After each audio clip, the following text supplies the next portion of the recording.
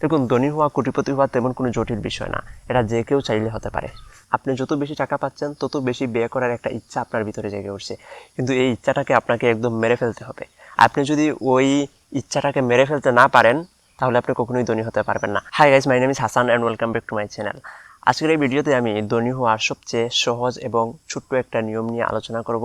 এই নিয়ম মেনে যদি আপনি এগোতে থাকেন তাহলে আপনি খুব সহজেই ধনী হয়ে যেতে পারবেন, আপনি খুব সহজেই কোটিপতি হয়ে যেতে পারবেন। তাই ছোট্ট এই নিয়মটা আমি আপনাকে জানানোর সিদ্ধান্ত নিয়েছি। তো সেই ছোট্ট এই নিয়মটা কি? ছোট্ট এই নিয়মটা খুবই সহজ। আপনি যেই টাকা ইনকাম করেন সেই সমস্ত টাকা আপনি খরচ করে ফেলবেন না। আপনি যেই টাকা ইনকাম করেন সেই টাকা যদি আপনি খরচ করে ফেলেন তাহলে আপনি কখনোই ধনী হতে পারবেন না বা কখনোই কোটিপতি হতে পারবেন না। আপনি যেই টাকা ইনকাম করেন সেই টাকা থেকে কিছু টাকা আপনাকে সেভ করতে হবে। ওয়ারেন বাফেট বিশ্বের অন্যতম ধনী একজন ব্যক্তি, তিনি চমৎকারভাবে একটা কথা বলেছেন, আপনি আগে সেভ করুন তারপর খরচ করুন। অর্থাৎ আপনি যেই টাকা ইনকাম করেন সেই টাকা থেকে কিছু টাকা আপনি সেভ করে রাখেন, তারপর যেই টাকা থাকে সেই টাকা আপনি খরচ করেন। অথচ আমরা করি এর উল্টোটা। আমরা কি করি? আমরা যেই পরিমাণ টাকা ইনকাম করি না কেন সেই সমস্ত টাকা আমরা ব্যয় করে ফেলি। অথচ ব্যয় না করলেও আমরা আগে ব্যয় করি তারপর সেভ করে রাখি। কিন্তু ধনীরা এটা কখনোই করে না। ধনীরা কী করে? যে সমস্ত টাকা তারা ইনকাম করে সেই সব টাকা থেকে আগে তারা যে পরিমাণ টাকা সেভ করতে চায় ওই পরিমাণ টাকা আগে তারা সরিয়ে রাখে, তারপর যেটা থাকে ওইটা তারা নিজেদের জন্য খরচ করে। কিন্তু আমরা তার উল্টোটা করি। ধনী হওয়ার সবচেয়ে সহজ, সবচেয়ে ছোট্ট একটা নিয়ম হলো এটাই, আপনি আগে সেভ করবেন তারপর খরচ করবেন। আপনি যদি আগে খরচ করে ফেলেন তাহলে আপনি কখনোই ধনী হতে পারবেন না, আপনি কখনোই কোটিপতি হতে পারবেন না।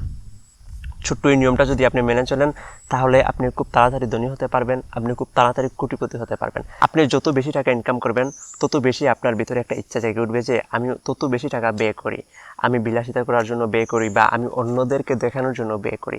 এরকম একটা আকাঙ্ক্ষা বা ইচ্ছা আপনার ভিতরে জেগে উঠবে। দেখুন, আপনি যখন আগে 10,000 টাকা বেতন পেতেন তাও আপনি কিন্তু চলতে পারছেন, কিন্তু এখন আপনি 20,000 টাকা বেতন পান, তাও কিন্তু আপনি চলতে পারেন। কিন্তু এই 20,000 টাকা বেতন থেকেও আপনি কোনো সেভ করতে পারছেন না। কেন সেভ করতে পারছেন না?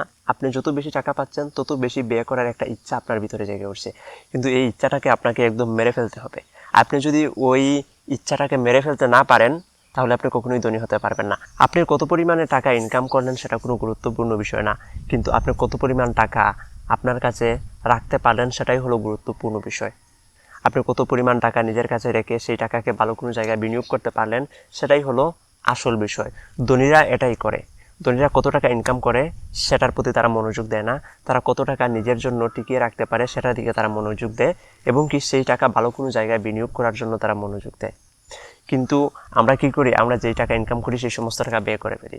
আপনাকে আমি অনুরোধ করব আপনি কখনোই এটা করবেন না। যদি আপনি এটা করতে থাকেন, যেই পরিমাণ টাকা আপনি ইনকাম করেন সেই সমস্ত টাকা যদি আপনি ব্যয় করে ফেলেন তাহলে আপনি কখনোই ধনী হতে পারবেন না। ধনীরা সহজ কিছু নিয়ম অনুসরণ করে, এই সহজ নিয়ম অনুসরণ করার জন্যই তারা ধনী। কিন্তু আমরা এই নিয়মগুলো জানা সত্ত্বেও আমরা অনুসরণ করছি না।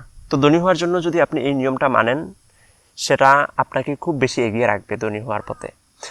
আপনি যেই পরিমাণ টাকা ইনকাম করেন সেটা কোনো গুরুত্বপূর্ণ বিষয় না, সেই পরিমাণ টাকা থেকে আপনি আগে সেভ করে রাখেন, তারপর আপনি নিজের জন্য খরচ করেন, আর সেই সেভ করা টাকাটাকে আপনি ভালো কোনো জায়গায় বিনিয়োগ করেন। তাহলেই আপনি ধীরে ধীরে ধনী হতে পারবেন। দেখুন, ধনী হওয়া কোটিপতি হওয়া তেমন কোনো জটিল বিষয় না, এটা যে কেউ চাইলে হতে পারে। তো ভালো থাকবেন, নিজের খেয়াল রাখবেন। এতক্ষণ সাথে থাকার জন্য ধন্যবাদ। যেই পরিমাণ টাকা ইনকাম করেন সেই পরিমাণ টাকা থেকে আগে সেভ করবেন, তারপর খরচ করবেন।